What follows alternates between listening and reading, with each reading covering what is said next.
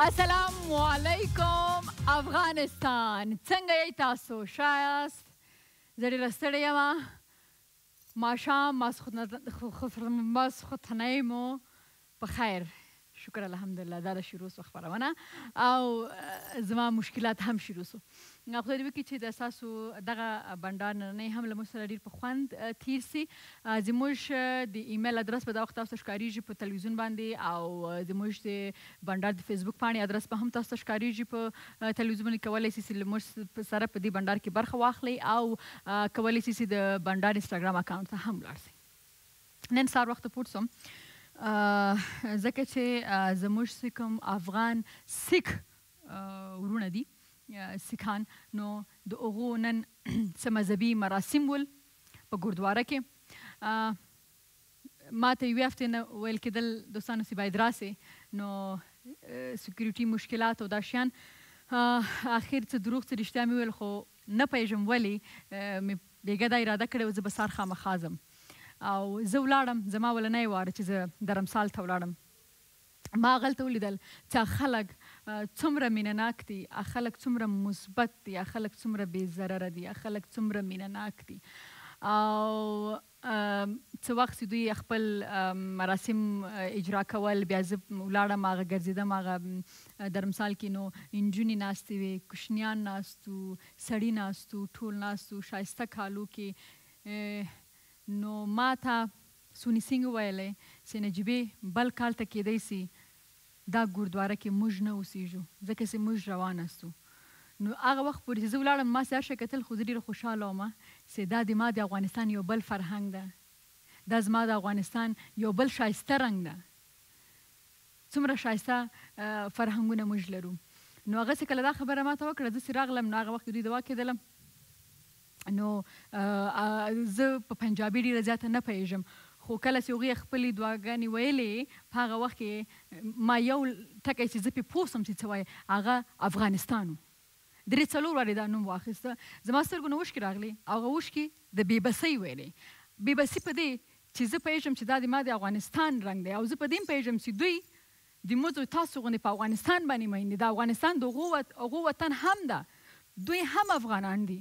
خو نن څومره موږ بدبخته یو چې دوی له موږ نه ځي، ځکه چې موږ په خپل لالچ کې چې ولا جنت ته ولاړ سم، ولا هورې مې په لاس راسي، ولا دا وکم دا وکم، موږ خپل افغانان په دې وطن کې ژوند ته نه پرېږدو. صد افسوس دی په موږ باندې. د موږ او ستاسو مذهب خو همیشه موږ ته د مینې، د سولې او پیغام راکړی ده، د انسانیت. موږ مذهب کې موږ مذهب ته وګورئ، ټول اول خبره د انسانیت ده، او نن موږ ټولې خبرې په یاد د انسانیت هم هېر کړی ده. واقعا چې ډېر مې زړه خفه ده چې زموږ د وطن نه که دغه خلک ولاړل، یو ښایست به ولاړ سي، زموږ د افغانستان یو فرهنګ به له موږ نه ولاړ سي. ډېر د افسوس خبره ده. او زه دا خبره کوم چې تر څو موږ د چا زړه ازاروو، تر څو موږ د بل حق خورو، نو موږ او تاسو ماباده نسو پاتې کېدلی. انصاف کوونکی هغه ده، موږ او تاسو نه. نو زه خپل چې زموږ څومره سیکان افغانان ورونه دي، هغو ته د دوی چې نن مراسمو نن خلاصېږي په دغه ګردواره کې چې په شور بازار کې وه، هغلته خو نن د غرمې و. ما یې بلې خور نه هغلته پوښتنه وکړه، هغې ویلې چې ماښام ته بله ګردواره کې ده. نو زموږ مینه، زموږ احترام له تاسو سره دی. خدای دې وکړي چې حالات جوړ شي او تاسو هېڅ چېرته ولاړ نه سئ. موږ تاسو په ګډه دې وطن ته کار وکړو. او واقعا چېرته زه ګردوارې ته ولاړم که نه، دا انسان نه ده مثبت او منفي. هغه ګردواره کې دومره مثبت احساس و، دومره مثبت خلک و. زه سلام کوم دوی ته، زه بیا بیا سلام کوم، افتخار کوم چې دغه سیکان ورونه، افغانان، خویندې زموږ د افغانستان برخه دي. او افسوس کوم چې موږ تاسو ته زمینه نشو مساعد کولی چې تاسو په دې خپل هېواد کې له خپلو افغانانو سره ژوند وکړئ. همدې سره ځم د یلدا جانې خواته او ګورو چې یلدا جان موږ ته چی بخوی. سلام نجیبه جان، خوب هستی؟ تشکر. زنده باشی. خود خوب هستی؟ یک سلام به تمام بیننده عزیز. آرزو میکنم مثل همیشه خوشحال، سرحال و همونطور لبخند لبایتان باشه. دوستای عزیز، من امشب به شما طرز تهیه مرغ پنیری را آماده میکنم که مرغ پنیری ما اینجا آرد سوخاری داریم دوستای عزیز. آرد ترمیده است، 4 دانه تخم است، 1 کیلو مرغ است، ساس رومی است، نمک عادی است، مرچ سیاه است، مساله چکن است و نمک چینایی است و پنیر پیزا داریم. یک دفعه میریم سعی میکنیم که کارتش. اول خب برای بگو که ما با خودت گفته بودم که ما کتی نفر جور نیستم. این نفر میشناسی این نفرم؟ ما کتی جور نیستم. این باز آمده داشت پس بر تو جدایش میکنم، بر تو از این هم اندازم. کتی نفر ما جور نیستم. و این اون نفر است نی پنیر پیتزا. از دست این نفر ما یک روز پاستا نخوردم. دیگر روزم یک چیزی بود من نخوردم. خیر بر تو یک طرف شما میگین که یلدا بسیار شیرین است، بسیار قند است. کجاست؟ که من قصد دارم نمیخوایم من نان بخورم در استودیو. بله ها با خاطر نمیخوایم نان بخوره که بازی که نان بخوره باز یک شب یک روز میره دیگه جیم کار میکنه که من نان خوردیم که من نان خوردیم. دادی چولار شو بگورو چی دا خواره چی پنیری چرک چینن تاستا تیاری یلدا جانه دا پوچور بکرد. پنیری چرک لازمه مواد: د چرګ د سینې غوښه 1 کیلو 210 افغانۍ، د پیتزا پنیر 1 بسته 120 افغانۍ، ترمیده اوړه 1 کیلو 60 افغانۍ، هګۍ 4 دانې 28 افغانۍ، روب او سوخاري اوړه د ضرورت وړ. یلا آمدم. خب سایز تاسو ولیدل چې زما ټول فکر د پرایس لیست خواته ما چې اوه 2 روپۍ کې جوړیږي بابا. تاسو ولیدل ښه؟ بله دوستای عزیز، کسایی که علاقه‌مند زیاد به پیزا هستن یا مثل پیزا وارسیج مزهش فرق نداره، از خاطر من پنیر پیزا استفاده میکنم. دوستای عزیز از قصد من نگرفتی؟ نه از قصد خودت نگرفتی. من که هیچ قصد ندارم. من تو زیاد دوست دارم نجیبه جان، تو هم تو فکر میکنی؟ نه من میفهمم یلا جان و یلا جان میفهمم که من بسیار دوستش دارم، اما کارهای دفتر دیگه دفتر میفهمم. دوستای عزیز، 4 عدد تخم خود در یک ظرف میشکنیم، به هم میزنیم. بعد از او 1 توت مرغ میگیریم. اول به تخم، بعد از او به آرد در میده، باز به آرد سوخاری. همیشه به می ترتیب دوستای عزیز وقتی که در آرد تخم زدیم یا آرد در میده یا در آرد سوخاری یک گوشه میمونیم. بعد از او تخم پزی خود روغن مندازیم. روغن ما که داغ شد اینا را مندازیم سرخ میکنیم. بعد از او که سرخ کردیم دوستای عزیز میکشیم. بعد از این ساس رومی خود در دیگ برمندازیم. یک کمک میمونیم که روغن یک کمک جوش بخوره، تف بگیره، داغ شد. بعد از او این مرغ را کاملا سرخ کردیم اینا را اضافه میکنیم دیوش. باز از این نمک عادی مندازیم، نمک چینایی مندازیم، مرچ سیاه مندازیم، مساله چکن مندازیم دوستای عزیز. بعد از او یک بر مدت 20 دقیقه دم میدیم. بعد از او که دم دادیم دوستای عزیز در قوری که کشیدیم پنیر پیزا را پیش دست خود تراش کرده میمانیم، از تراشک میکشیم. بعد از او در روش کم پنیر پیزا پاش میدیم دوستای عزیز و همراه نان گرم نوش جان میکنیم. نان گرم؟ بله. دما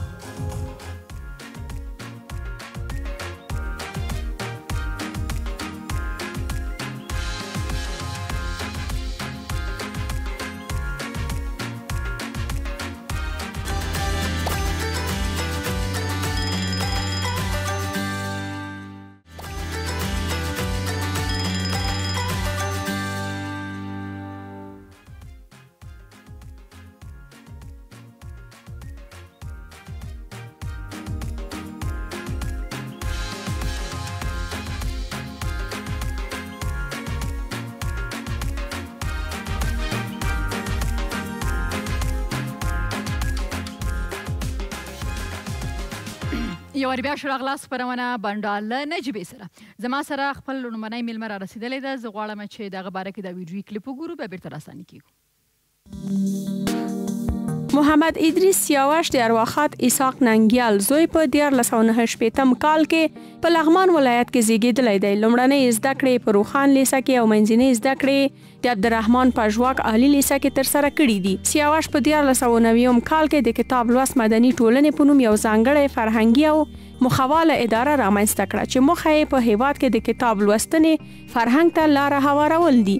د دغه ادارې ارمان د علم او پوهې له لارې افغانستان وتلو پړاوونو ته رسول دي.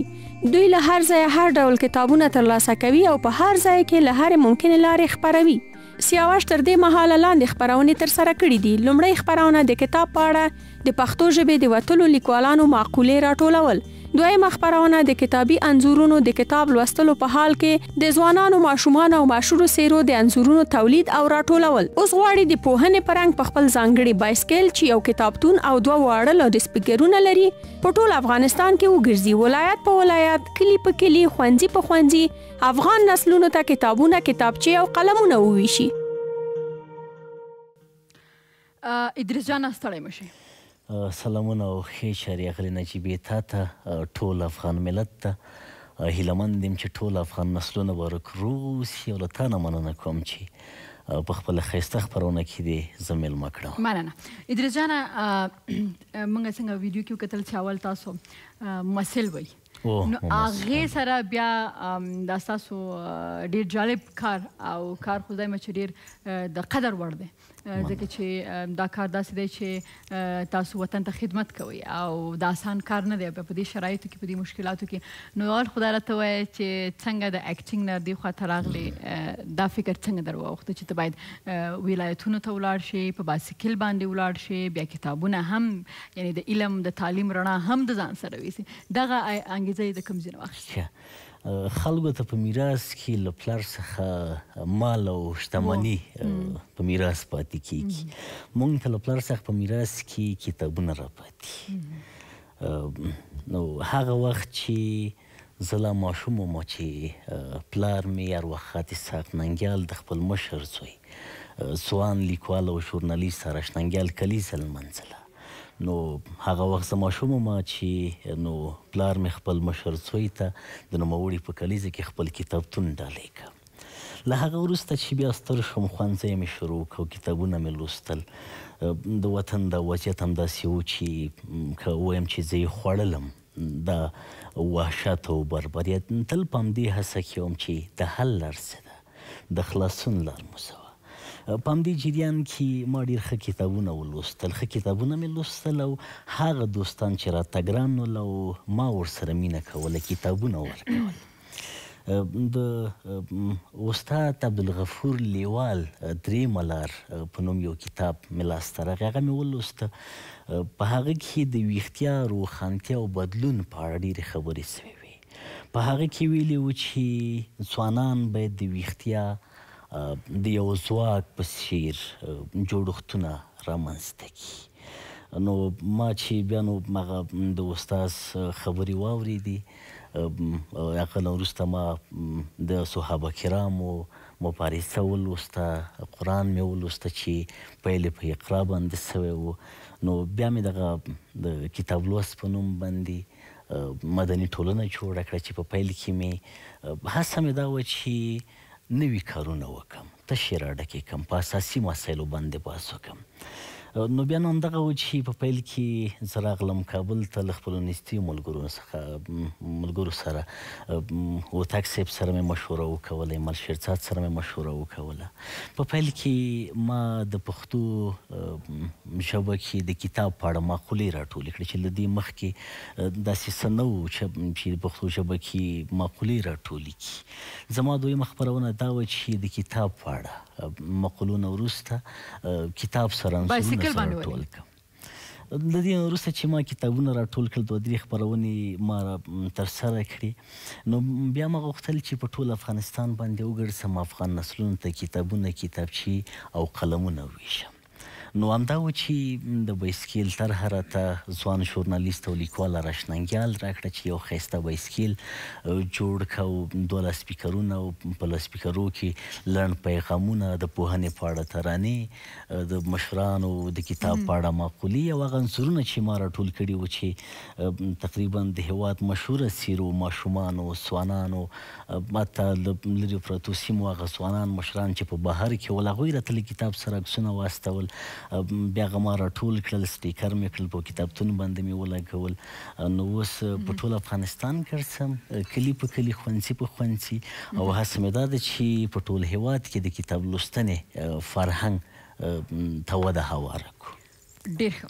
زما پوښتنه بېرته بیا دا راځي چې کتاب خو دا مې ویلي چې لکه ولې خو تاسو خو موټر کې هم تللی شئ، ځکه دا خو پخوانی دور نه نو بایسکل دې ولې خوښ؟ داسې دی چې مونږ ځکه زموږ خو ډېر ولایتونه ډېر لرې هم دي، سړکونه یې هم سم دي، امنیت یې هم سم نه دی. د مبارزه کول واقعا سخت کار ده. په نشتو امکاناتو په لږو پیسو باندې خپلو خلکو ته له زړه نه کار کول د ډېره غټه حوصله غواړي. نو بایسکل پرته له شکه چې هغه مصرف لري، هغه ډریور غواړي، هغه تیل غواړي، هغه مصارف غواړي چې هغونه امکانات له موږ سره نسته. نو بایسکل مې زه ښایسته هم دی او تیل هم نه غواړي، مصرف هم نه لري او ځان پکې راحته احساسوم. او صحت هم پکې ښه که نه؟ زه تقریبا د هغه نه چې بې له ماشومتوب نه له بایسکل سره مینه لرم. یو اړخ دا مو چې هغه د بایسکل مینه وه چې ما بایسکل وپیره او اوس په ټول افغانستان باندې ګرځم او ماشومانو ته مینه کتابونه ویشم. نو د یو بل اړخ خو دا رنګ دې ولې خوښ دی ډېر؟ دا به هماغه د خپلې خوښې هغه برن رنګ ته ورشو. د ما تقریبا اکثرې جامې ابي رنګ کې دي او بل زه پوهنه ویشم، مینه ویشم خلکو ته. نو پرته له شکه چې ابي رنګ د پوهنې رنګ ده او د سنګي ابي رنګ د سولې رنګ ده. مونږ دلته ویني ما یو چا په اړخ کې مې کتاب رسم کړی چې پوهنې پورې یو پیغام خلکو ته ورسو او دې اړخ کې مې یوه ښایسته کوتره رسم کړې چې مونږ د همدې مبارزې یا د کتاب لوستنې له لارې په اوږد مهاله کې سوله غواړو. انشاءالله ځان به ورته رسو. صحیح ده.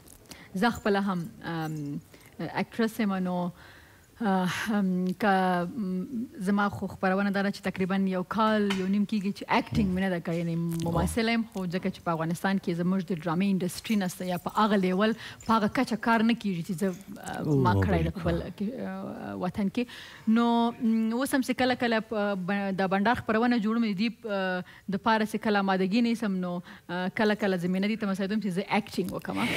ځکه چې زه فکر کوم دا اکټینګ چې دا یو داسې مرض ده داسې په چا کې ډېر په سخته سړی هغې نه ځان منې کولی شي. ځکه بینګ اکټرس زه دا خبره کوم.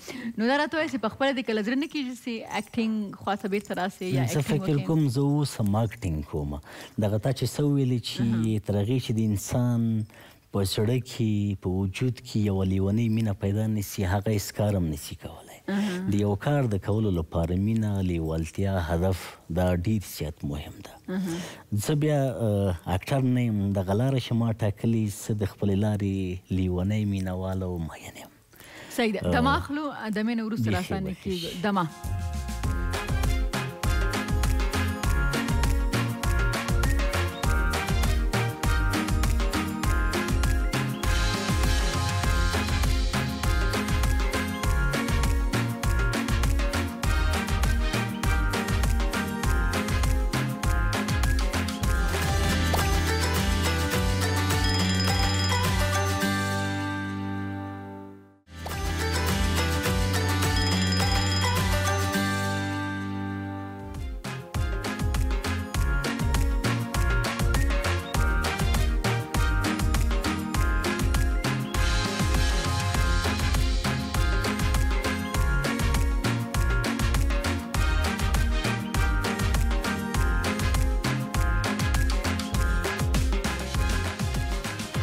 بیا شراغله خپرونه بنډال له نجیبې سره. تاسو به چې دا نجیبه څه شی کوي، دا ما ګولۍ وخوړه ډېره ترخه وله. په دې نیم سر مې ادریس جانه درد و او تاسو هم ګوري چې نن دې دا ولې دا خالونه وهلي ده. نو یو ډېر ښایسته خپرونه مې تاسو ته ثبت کړله او دا تڼیز ټیم سره له خیره را روان وختونو کې به تاسو وګورئ نو په سر ستړي شوی یم، نو ډېر زیات مې په سر باندې هم درد و. نو ځکه مې دا ګولۍ وخوړه، ګولۍ ډېره ترخه وه. نو ولي چې کله راځي سره د ترخو راځي، کله چې ته خواږه څه م راوړه که نه. ښه ادریس جانه، اوس به طرف چې تا ځان سره کتاب او قلمونه هم راوړي، نو دا د یلدا ته راوړي که ما ته دې راوړي؟ ښه دا تقریبا 3 برخې لري. کتاب مې تا ته راوړی او یو ښایسته قلم ستاسې همکاري یلدا جانې ته دغه شاته مې یو کارتون لیدلی و، فکر کوم نخود جان. نو زه به د ما د خپرونې داسې دی چې موږ چې هر چا ته کتابونه ویشو، لومړی ورنه یوه پوښتنه کوو چې پوښتنه یې ثواب کړه، بیا ورته کتاب ډالۍ کوو. و یارانه چې په شفتالو شو مانه پاتې دا چې کتاب په پوښتنې شو. نو چې کتاب زه فکر کوم ما خو ګولۍ اوس وخوړه، اولي ما ته وایي چې دې کې 11 دقیقې وخت اخلي چې سر کې سر درد دې ورکړي. پوښتنه به درنه اسانه وکړم، خو ډاډه اوسه چې کتاب ته پوهېږي چې ستا لپاره اسانه وي، زما لپاره به سخت دی. کتاب د ډېر مشر لیکوال دی، د افغان فیلسوف ډاکټر سید بهاءالدین ماجرو دا چې کله ولولي کېدای شي بیا مریض هم نسي او ډېر څه ورنه زده کړي یعنې په دې باندې ارزي چې ته د ما یوې نه بلکې څو پوښتنو ته ځواب راکړي واه واه واه واه ښځه تا نه به څه ډېره اسانه پوښتنه وکړم او ډاډه یم چې ځواب به دې ښه او زده به دي او که ته خوشحالېږې سخته پوښتنه به درنه وکړم خوښه سته خو دا چې مریض دی هڅه به دا وکړم چې پوښتنه نسبتا اسانه وکړم ګوره زه خو داسې شخصیت یم چې ټوله دنیا مې پېژني چې زړه مې نه چې پاچا م رانه پوښتنو کې جواب نه ورکوم او جوابونه خو خلکو ته داسې نیغ نیغ ورکوم چې هغه ورته ښه مهرباني وکړئ اسانه به وکړم تا نه به زه پوښتنه وکړم چې استاد ګل پاچا الفت د افغانستان له کوم ولایت څخه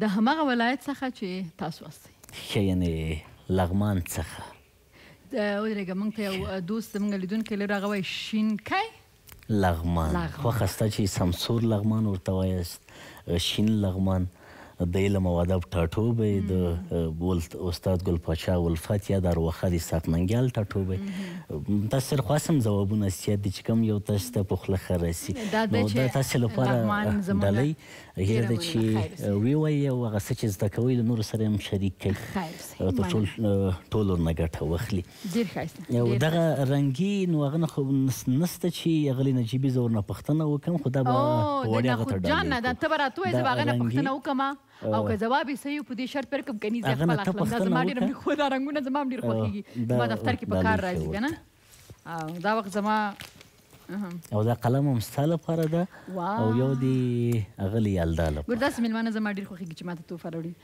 حالانکه زه وایم چې رشوت نه دي ورکول پکار خو بس تحفې مې ډېرې خوښېږي یلدا جانې پر خپل تاسو صحیح تشکر زنده باشی نه د پښتو باید ووایي ډېره مننه مننه تاسو نه خوشحاله اوسئ ښه اوس که دا راته وایستئ چې یقینا په دې پوهېږم چې تاسو کومې هڅې کوئ دا د قدر وړ دي او دا واقعا سخت کار دی اسان کار هم نه دی خو زموږ د ولس یا زموږ د ټولنې په درد خوړل کېږي خو دا خو داسې ادریسیانه چې په یو ادریس باندې خو نه کېږي پرته له شک نو ادریس جانه دا وخت په ډېر ځوانان هم تاسو ګوري صحیح ده او تاسو به هغې ته څه وایي او څه به وایي چې دا ستاسو دغه هڅه چې ده دا نور هم پراخه شي په دې کې نور خلک هم همکاران شي نو د دې فایده به څه او څنګه کولی شي چې همکاران شي زه فکر کوم چې په دې ټول پوهېږي چې یوازې تعلیم افغانستان آبادولی شي او بېسوادي د ټولو بدبختیو مور ده نو فلهاسه زه فکر کوم چې په نړۍ کې یا هم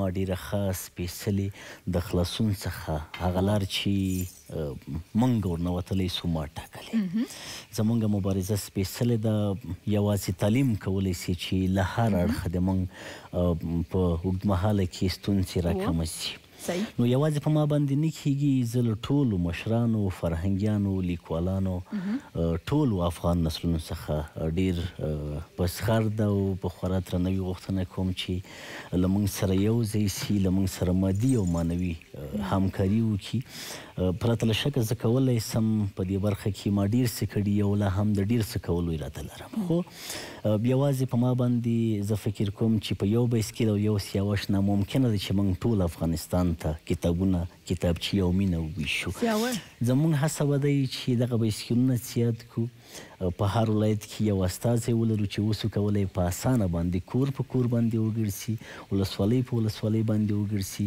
او هغو نه چې خلک له کتابو سره مینه کې وړتیا ورته لري موږ یې وشو رسولی یقینا خبره به یې داسې راټوله کړو یا به دا ورته وایو چې زمونږ ټول ځوانان چې دا وخت د خپرونه ګوري یا هم هغوی واقعا چې د خپل وطن نه بل هیواد سره مینه لري نو کولی شي چې د ادریس جان غوندې هڅې وکړي یا هم د دوی سره ملګرتیا وکړي تر څو چې څنګه دوی ډېره ښه خبره وکړي دا ټولې بدبختیانې د تعلیم کمای ده ما د خپرونې په شروع کې هم یوه خبره له تاسو سره شریکه کړه که موږ واقعا صحیح تعلیم یافته باشعوره خلک اوسېږو زموږ د لاسه به هیڅ انسان په عذاب نه نو دغه مهمه خبره ده ډېره زیاته مننه چې راغلي خپرونې ته او دا خو زما خبره خو خامخا ته به هم یو څه ویل وینا لرې د ځوانانو دپاره غواړم چې ښه زه ځوانانو ته په زغرده دا وایم چې ما یا سیاوش د پوهنې په برخه کې یوه لاره ټاکلې او په دې برخه کې په ما باندې حساب کوی سي زه حاضر یم چې په دې برخه کې ډېره قرباني وکړم او ډېر څه وکولی سم دوی ته زه هم دا وایم چې پاڅېږئ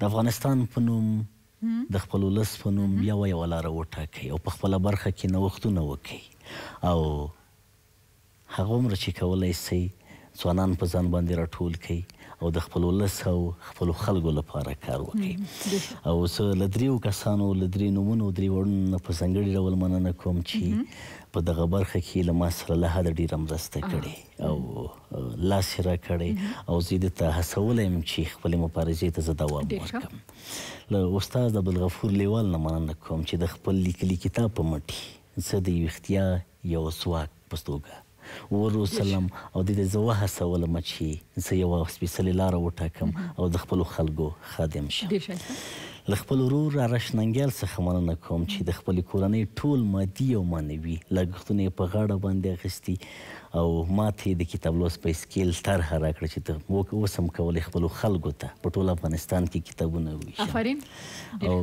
وروستی ویاړ انجینر صاحب نصیف الله لکوزي نه چې د کتاب لوست په اسکیل د پیل لپاره یې زه وهڅولم د هڅولو برکت و چې ما اوس وکولی په لنډ وخت کې زه له لغمان څخه خپل دغه سپېڅلې مبارزه پیل کړم او خلکو ته ووایم چې راسئ چې رڼا وویشو مننه خیر اوسئ کور ودان لیدونکو د مره د مینه وروسته به زه د خپل یو بل میلمه سره ستاسو په وړاندې یم بنډار له نجیبې سره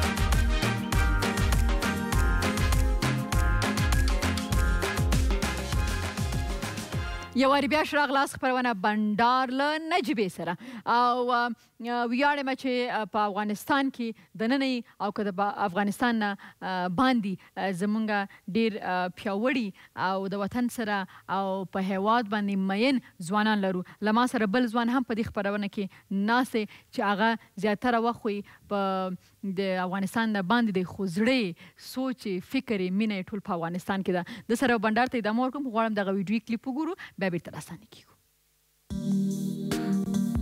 درمل لاهو د جنرال نظام الدین لاهو زوی د حاجی غیاث الدین لمسی نظام الدین لاهو د افغانستان د اردو پخوانی او ډیر سابقه دار جنرال د قندهار د بالاکرز د پوټي د منطقې دی او په 1982 کې د کابل ښار په زړو مکرویانو کې زیږیدلی دی ابتدایي زده کړې په لامې شهید مکتب کې کړې دي او د داخلي جنگونو له امله افغانستان څخه اول پاکستان کې او بیا وروسته مسکو کې ژوند کړی متوسطه لیسه او بیا د اقتصادي حقوقو فاکولټۍ په مسکو کې خلاصه کړې زده کړې سره سره شخصي تجارت هم شروع کړی چې اوس په مسکو کې د 2 ترانسپورتي کمپنیانو خاوند دی شخصي تجارت نه بغیر په 2014 کال کې د افغانستان هنر او سپورت په خاطر خیریه بنسټ هم جوړ کړی دی چې د افغانستان زموږ کور په نامه یادېږي او همدارنګه د ورزش په برخه کې کرکټ فوتبال او MMA برخه کې ډیر خدمتونه کړي بله درمل جانه ستړی مشي تشکر ستړی مسی ته هم شراغ لاست او تاثیر لاندې به نه ځي نو ما ورته خو مخکې نه خدای مو ښه درواله ولې یو نه یو ښه بیا شب د باجورته وای نو یا خود ول چې ستړی مسه زم درته مام درته نه د ستړی مسه چې ستړی نجیب جان ستړی مسه خیر اوسې خیر دی نصیب سه شسه سراغله خوشاله سم سراغله مننه تشکر تاسو شه وم لیدل نامخدا دارت وای درمل جان سیستانم خدای درمل بله او ما په سر درد دی نو بس درمل در سره ناسي باید شسي باید شسي و نو که ته واقعي درمل یې که نه نو تر څو چې دا موږ دمې پورې د ما سر درد باید جوړ سي زه باید بېشک. په کړس کړس وخاندم که نه پیسې به بیرته راکړې ښه درمل جانه موږ ولیدل چې نامخته د یو روښانه فامیل سره ستاسو یاست او بیا هم بدبختانه تاسو د نورو افغانانو غوندې هم مهاجرت کړی ده بیا په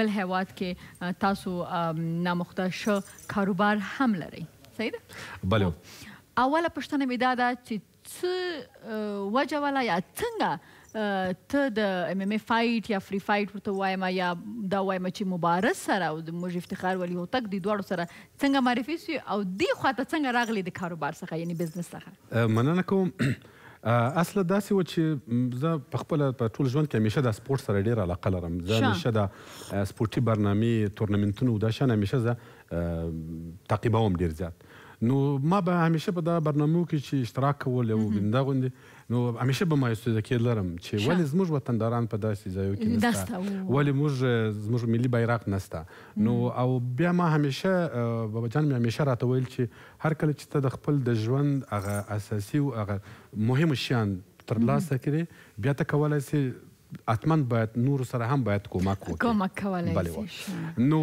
دغه خبره همیشه زما په د فکر کې وو نو بیا دلته یو پیښه سوله په مسکو کې ورزشي برنامه باید جوړېدل نو دا برنامه خراب سو لغوه سو نه پوهېږم څه مشکلات یې درلودل بیا ماته زموږ د اتل تماس بله تماس یې ونیوی چې ډېر مشکلات سته او بل او ډېر کم وخت پاته و بیا مو په ډېر کم وخت کې ځکه چې علاقمندي مې ډېر زیات درلودل نو هغه برنامه بېحد ډېر ښایسته برنامه تېر سو زموږ تقریبا 2200 کسان مو په تقریبا 4 ورځو کې مبارز جان به یو ورځ به دا قصه به درته وکړي بله دا مو راټول کړئ روسان بیخي حیران پاته وو چې دا څه حال دی دوی داسې فکر کول چې افغانستان اصلا ورزشکاران نه لري ویني موږ زم چې خارج خواته ځم نو هغوی دا فکر کوي چې په افغانستان کې نو جنګ ده نو تعلیم یافته خلک نشته یا اتلان نشته یا دا ورته وایي چې ستوري نشته ځکه چې دا خو که هغه په هر هنر کې که هغه په ورزش کې که هغه په موسیقۍ کې او هغه دا زموږ خورکۍ چې د یلدا جانه د دې دا هنر ده چې ډېره ښایسته اشپزه ده اشپزي ډېر ښه کوي نو دا د باندې خلک وایي لکه چې افغانان خالي جنګ کوي دا خلک نه کوي که نه نو خامخا د هغو دپاره ډېره د تعجب خبرې بېحد تعجب خبرې وو او موږ نور ورزشکاران هم لرو چې دا په خارج کې دوی ژوند کوي نو دوی بیا هلته شرایط دوی ته ډېر ښه دی فراهم دی او دا چې په افغانستان کې په داسې بد حالاتو کې زموږ ورزشکاران تر یو ځای پورې ځان رسوي نو دا ډېر د قدر وړ دی او ما داسې یو تصمیم مې ونیوی د هغه برنامې نه بعد چې فکر کوم چې په دغه حصه کې زه کولی شم چې عام وطن ته عام وطندارانو ته یو کومک وکړم یو خدمت وکړم نه واقعا غټه خبره ده ځکه ته چې ماته بابا جان دا ویلي چې ته باید اول ځان یې ته ورسوې بیا د نور سره مرسته وکړې نجیبه جان خوب هستی و حیا استاد سلام علیکم جور بخیر صحت خوب است خیال داری خیر زه باید یو گولی بل وکړم گولی څه شي خیال داری استاد تشکر زنده باشین شما خوب خیال داری کت کاربار خوب است ان شاء الله میبینیمت ولادت روی پرده نجیبه جان شما خوب هستین ان شاء الله نه سر می درده گفتم چوتی سرت نمیره ناق چوتی کردی سرگام تا میره سرگام تا نمیره داوس سر پازن نرفته سرت خورنه گفتم نه زن مرا برنده با با اونو خاطر دیگه خوب است استاد تشکر زنده باشین استاد نام خدا تو خوب داری شیا میپوشی به خلم من جایی که از فروشگاه دکتر صاحب عبدالله میگیرم اون فروشگاه رو پیدا کنم نه ما فکر میکنم ما دکتر صاحب در جای مختلف خریداری میکنیم خب بسیار خوب استاد دیگه متوجه باشی که تو خب بچه‌ها را خیلی رشد دادی نه در این مسابقه و چیزا ما یادت نرم دیگه ما تنها ورزشی میره اسپانسر میکنم پینگ پونگ خودم نه استاد ما در نظرت نمیم خب ما اونقدر گولی و چیزایش نمیخورم خوب نام خدا آماده است و دا اوسم د درې جاکټ لاندې اغوستي دا دغه مرنه نه نه حال تو به آدم افشا میکنی دیگه استاد یگان آدمه که مایزوف برابر که قیل کرده در زمین دیمش نام عوض شما فکر میکنین که تیار هستین یا کام کس برتون گفته نه استاد من خوب تیار هستم با او اندازه هم نه که باز محمود شمیده کم سرمودش مرا قیل کنه او رقم هم نه خب مقصد بازا امی بچه ها را خیلی رشد میده نه بله اگر که سیاسرا مثلا یگام تا پالوان در یگام کشور اگر بخیر سیاسرا رشد کردن میبردی ما هم یک پالوان داریم رقم وزنشان بلند باشه یلدا جان است نام خدا یلدا جان آشپزی میکنن فکر نه خوب از در پالوانی هم چند روز پیش ریسپان کشی بودک 2 دانه دخترک کته را کش کرد.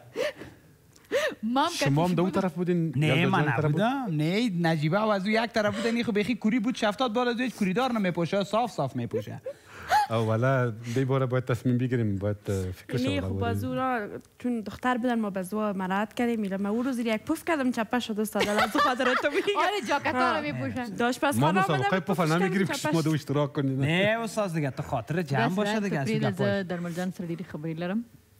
تو درګه مونږ هم غواړو چې مسکو ته لاړ شو، ته وزه ته ځه لاړ شې، ته مزاحم مه جوړوې. گپ خودت هم صحیح است که من لاغر هستم، مرا عاشقی خراب کرده.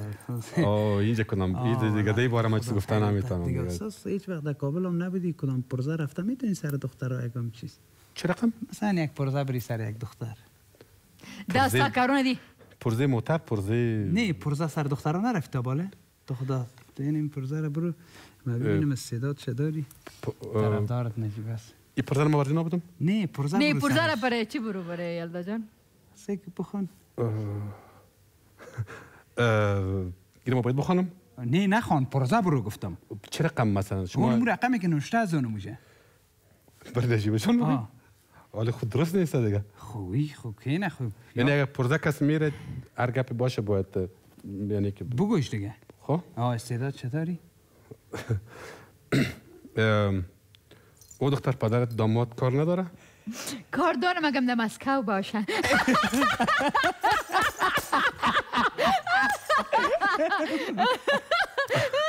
در سوچی داده بیرته خوالی و چی دما با آغله درمال نپوی که چه سر خبرونه که ناسته دما آغله.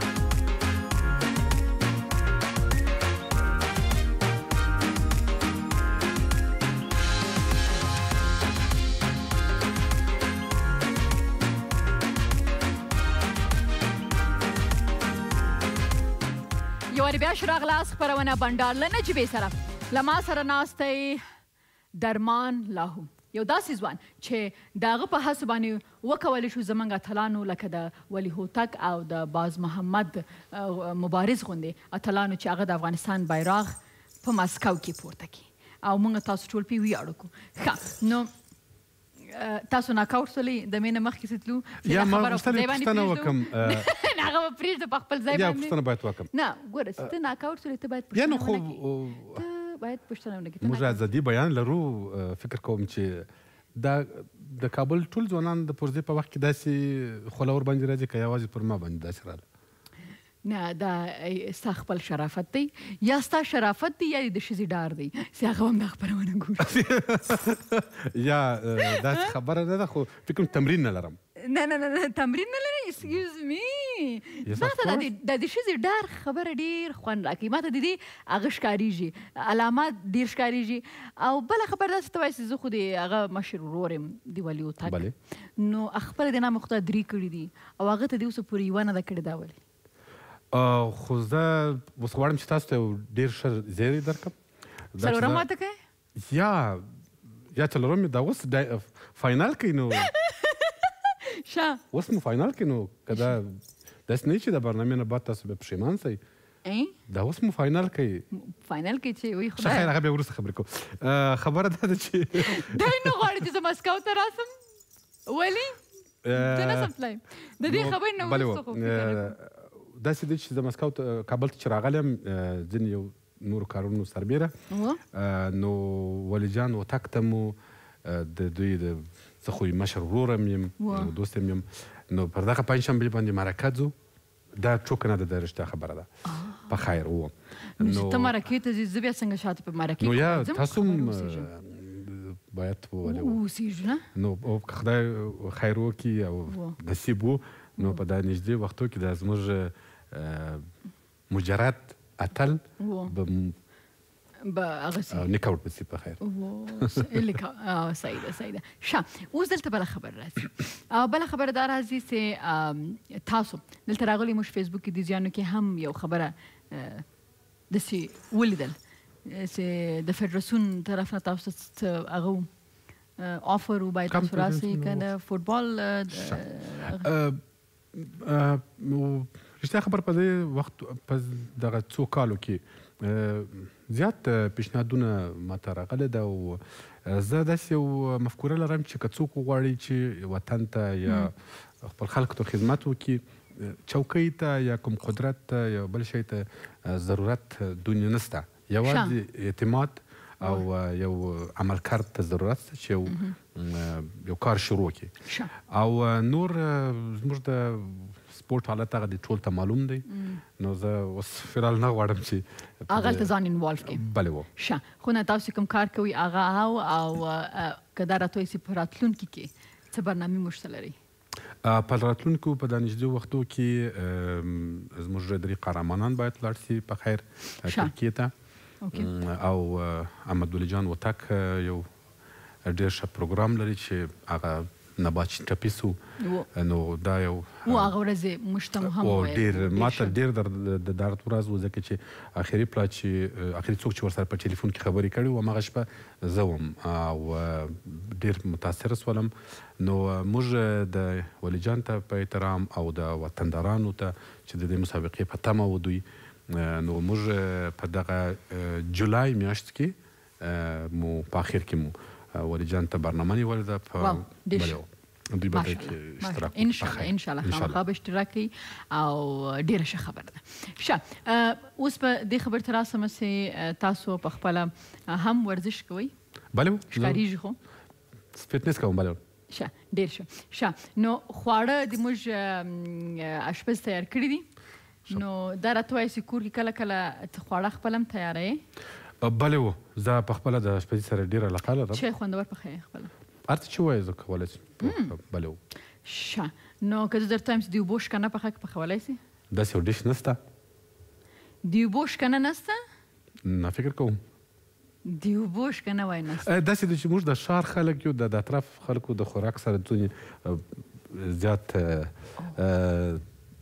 معرفي نه یو وبخښئ صحیح شکر ده څو کال راشیا کې تیر کړو 20 کاله تقریبا صحیح ده موږ کلي کې اوسېږو کلیوال خلک یو د اوبو شکنه خورو دی خوراکۍ نه پېژني یالدا جان څونه وخت بعد راغلی یو کال بعد راغلی بیا بالاخره زر راځي انشاءالله صحیح ده بل وارث راځي زه به د اوبو شکنه زه خپله درته پخوم او دا سته ګوره دا د لادي کې پوښتنه وکړه یا له مینې نه دې پوښتنه وکړه هغوی به پېژني تاسو ما په خیال خو د هغه مینې نه دې پوښتنه وکړه چې هغه ده د افغانستان نه کړې هغه نورې چې دې کړي هغو نه پوښتنه وکړه هغه نه دا انفارمیشن مو د کومه کړې ده چې ما درې واده کړې ده دا انفارمیشن د کومه تاسو سره دی چې ما درې واده کړې خپله دې ویل